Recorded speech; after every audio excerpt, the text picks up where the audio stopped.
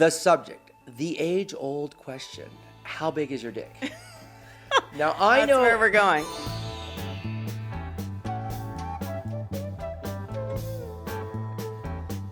Hello, welcome back to the Harley and Malarkey Show. I am Brian Malarkey, and this is... Danielle Harley, and this is the Old Dog New Tricks podcast. Old Dog New Tricks. What are we going to talk about today? Oh my Old God, dog. is that what we're supposed to do about here? Yeah. Okay, let's talk about something that is really resonating with the youth of today. And I know this because I have youth of today living in this house every other week. You do. 2 13-year-olds and a 15-year-old. 15-year-old boy and 13-year-old boy-girl twins. So we've got a variety pack. We do. And Danielle... You never know what you're going to get. And Danielle's been thrown into the mix, you know.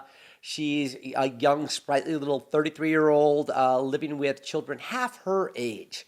And we hear a lot of very interesting conversations. And it made me think of this subject. Okay. What subject? I'm on the edge of my seat. Okay, you're not really. You're sitting back with a pillow behind your back. Okay, the subject, the age-old question, you know, how big is your dick? Now, I know... That's where we're going. Okay. So I want to talk about this. This is something that is involved in our conscious mind all of the time as young men growing up, right? This is a huge thing. This is one thing we all have.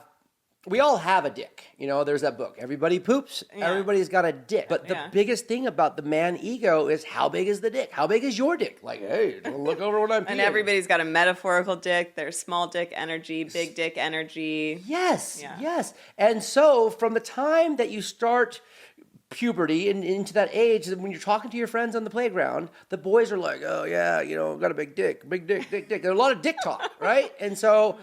the dick talk, you know, talking with our friend last night at dinner, the dick talk never settles down. Yeah. It never stops. Yeah. And so I just want to know if you, well, let's just be adolescent teenagers right now. Okay. Are boobs as much part of the conversation as the dick? I don't think so. I don't think breasts, boobs, tits are really... jugs, melons, fun bags, cowboy pillows. That's our new favorite one.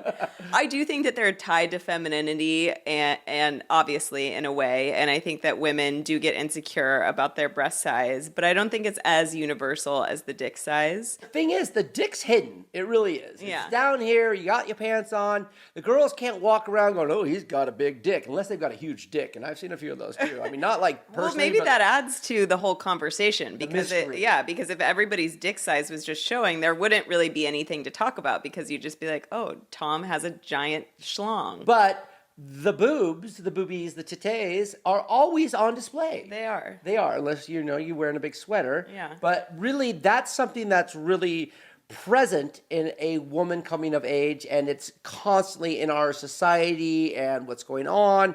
It's boobs, tit and ass, and it's a powerful thing, you know? Yeah, I think we should keep this conversation focused on dicks, personally. Oh, beautiful. I just wanted to make sure. Okay, so let's think about this. Yeah.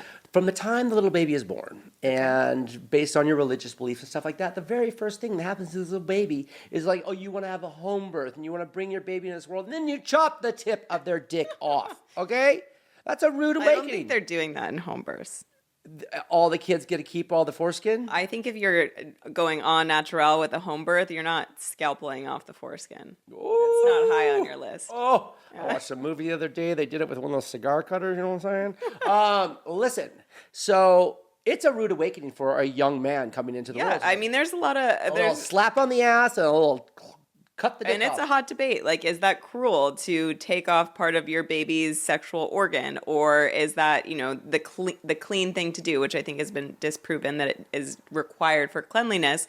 But yeah, there's a hot debate about the dick straight out of the womb. Straight out of the womb. So anyway, I had a very traumatic experience with my penis, my PP. When I was born, they didn't cut the connective skin on the end of my penis off enough, so the foreskin was still long. I almost had like a mock turtleneck, let's call it. Like it wasn't like over, but it was up here. You know, you could see my eyeballs, right? Like if a dick had eyeballs, you could see my little eyeballs, right?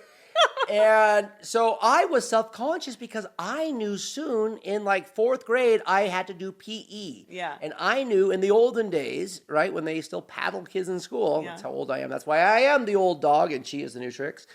In my day, they actually still spank kids in school. Crazy. That's how... You must be old. Old. Like Yeah. we rode horses and we invented that round thing called a wheel. Oh, wow. So anywho, I knew that because my older brother told me that you have to take your clothes off and take a shower after PE in like the 4th or 5th grade. Yeah. And I knew my penis looked different than my brother's.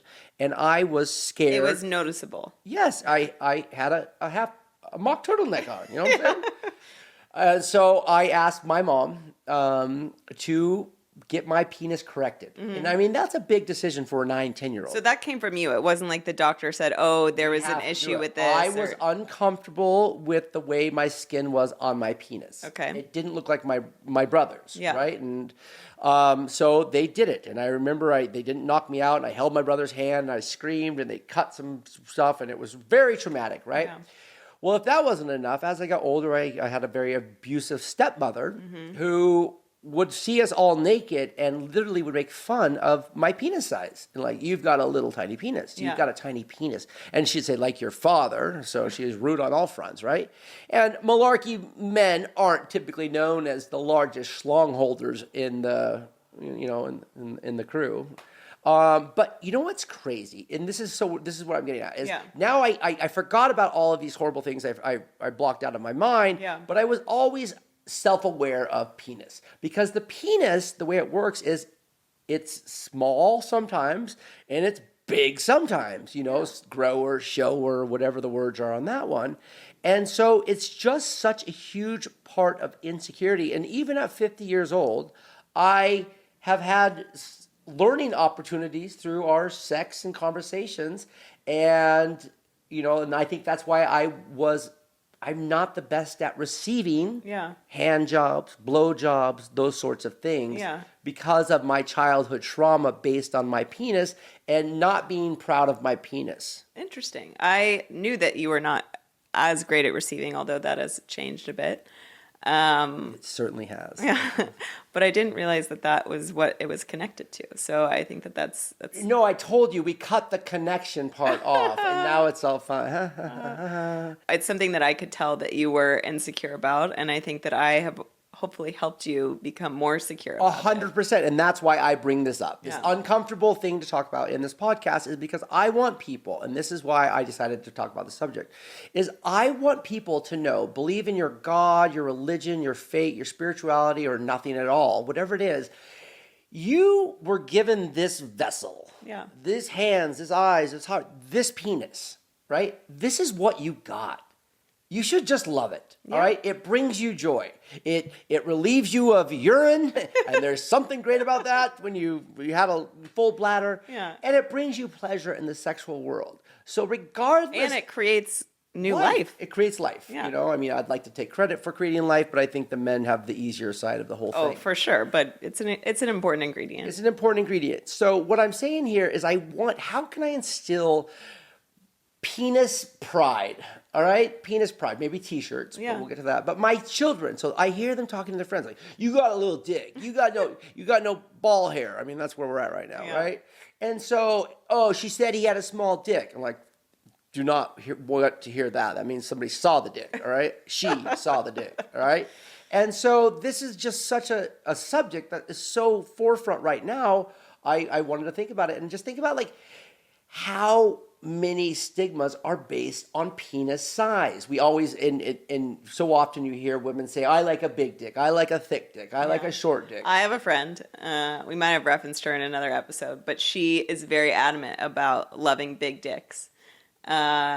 Which scares me. Yeah, I know. And there's different ethnicities based on penis size. They say so-and-so has big ones, Yeah. so-and-so has little ones. It's just, can't we all just dick along, I mean, like, seriously, I want it to be something where it doesn't matter, Yeah. It's kind of the thing we're all trying to get more comfortable inside of our own skin. How can we make these youth more comfortable with their penis? Is there a cure, or do we live forever in penis envy? Are you saying that we're going to start the penis positivity movement? I would like to right now start the penis positivity movement, penis pride. Okay? Let's all just stand up for our penis pride. I think it's something that is not talked about. You know, we all talk about body positivity, self-acceptance, but nobody ever talks about the penis in terms of self-acceptance. And there's really not much you can do about it. Like, I don't think there's not. You know, there's an old rumor about when I was a kid that Sylvester Stallone supposedly added some stuff to his stuff. And I guess it just didn't work as well. That's like one thing you shouldn't. Yeah, you don't want to mess with. Don't mess with the penis, right? Yeah, and this conversation could expand to a lot of other self-acceptance things, but for the penis, you can't change it. It's what you were born with. So you have two options. One, you spend your life being insecure and not fully loving and accepting an important part of your body, which I did for a long period of time. Or two, you accept and learn to love what you've got and appreciate it for what it does. And I think you really have to, that's something that has to come from yourself, and maybe I think a partner can help. But there is a lot of noise. There's always going to be a lot of noise, big dick energy, women liking big dicks. Like, you can't change any of that outside stuff. I just want people to accept their own dick, all right? You know, one of the scariest things also as a kid was like, oh, we're going to go skinny dipping. And I'm like, oh, God. And I'm like trying to think of hot, sexy women so my dick gets a little bigger before I jump into some cold water, right? And you're always like, you know, because like I said, like my dick drastically changes in size. You know, it's very chill. And then it's like he's in the game, you know, and really ready to charge. And so there's such a massive gain and loss on my penis, the accordion of a penis I have. Wow, wow, wow, wow, ding, ding. I would like to ask, how have I helped you, or how has our relationship 100%. helped you come to more self-acceptance? That's so cute. And the dad jokes I could have had with that one right there are so fun. We were up camping, Rainbow Lake. Cold out, and it was a beautiful sunny day, but the lake was still cold. And I said, gosh, you know, we were skinny dipping, and I was like, I'm scared of my penis. It just actually was me voicing my concern. Like, fuck it. You know, I'm kind of at the point in my life where I want to just be me. Yeah. I can't be more than me. I am me, and I want to be me. And I said, hey, you know, I've got this penis insecurity, and it's cold, and my dick is shrinking, and I want to paddle naked with you on this sunny day. It was my idea to go skinny dipping. Yes, and that was, again, the thing that scared me the most. And rather than fear from it like I had 50 years before, you know, never wanting to address it, probably would have come up with an excuse. No, I was like, fuck it. You know what? I was put here in this vessel, in this body. This is my penis. This is my heart. This is my soul. This is my body. And I'm like, fuck it. I'm just going to be me. And we rode across that lake up at Rainbow Lake, and I just felt enormous freedom. Yeah. And I have been more comfortable since that day. I'm like, it doesn't matter, because we know it gets big. We know it's fun. We know it has a good time. It likes to show up to the party and stuff like that. And it was just a great acceptance. Yeah, and I think I was like, come on, like, you don't think I know exactly what your dick looks like? Like, you have no reason to be insecure around me. Like, we're in this beautiful place of nature with nobody else around. Like, why the fuck would you wear clothes? I mean, maybe Bigfoot was there, you know? And then all of a sudden I'm like, oh, look at this big dick, you know? Because I don't think Bigfoot has clothes. And yeah, I think that you've brought that up multiple times, how impactful that was to you. And for me, I was just like, you know, it was just another day. But I think it makes me very happy that was able to release you from a little bit of your burden, because, you know, while I do have one friend who really loves the big dicks, I think in general, women are much more accepting of men than men are of themselves, and that men are of women. Like, women are pretty accepting human beings. I will say, basically, most men that I've dated have said that they are insecure about their penis size. I think they all are. And I have never been upset about a man's penis size. Like, the men that I've dated and had sex with, I've been very happy with what their penis was like. And I could tell that they were all beating themselves up. This is not that many people, but a few people, that they were very, very deeply insecure about it. And I'm like, I'm the one that enjoys this from you. Nobody else. Because it's the societal thing. It's the PE gym class. It's like, nobody's going to see it but me. And I'm telling you how much I love it. And yet it's still something that's just so deeply ingrained. And what's different now is my children have PE But there is no more showering at school. No showering. There's no more showering Nobody at sees school. your dick these days. Oh my God. There was a kid in my PE class in like the 7th grade that had the largest dick I've ever seen in my life. And I was like, I got this little thing here. And like, I was young for my grade, so I didn't have pubic hair when other kids did. And I was like, I've got a little boy dick. And I mean, it's a brutal world out there in the PE. And I'm glad, I guess, that there isn't the naked PE classes anymore with the old dirty gym teacher sitting there looking at y'all like, hey, boy.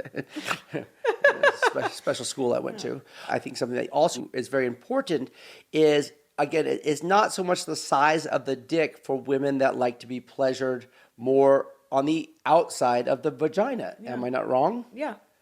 And we learn that sometimes it's not the pound big dick sex. No. It's that soft, sensual stimulation sex, which is most fulfilling, I do believe. Yeah. I mean, it really has nothing to do with the size of the dick. It's a worthy discussion. It's a taboo topic. I don't think many grown men would ever say, like, hey, I don't think I have the biggest dick in the world. I don't have the biggest dick in the world. And it's something that I've been insecure about my whole life, and I'm going to speak about it. And this old dog is barking about the truth. Yeah. Oh, my God. What? That's today's show, my friends. But dick it or not. Penis positivity. You heard it here first. Penis pride. Penis pride. If you enjoyed this episode and you'd like to help support the podcast, please share with a friend, subscribe, and leave us a rating and review. Follow us at Harley and Malarkey Podcast on Instagram and send us a message to let us know what you want to hear next or have us answer your question on an upcoming episode. Tune in next week for more Old Dog New Tricks. Thank you for listening.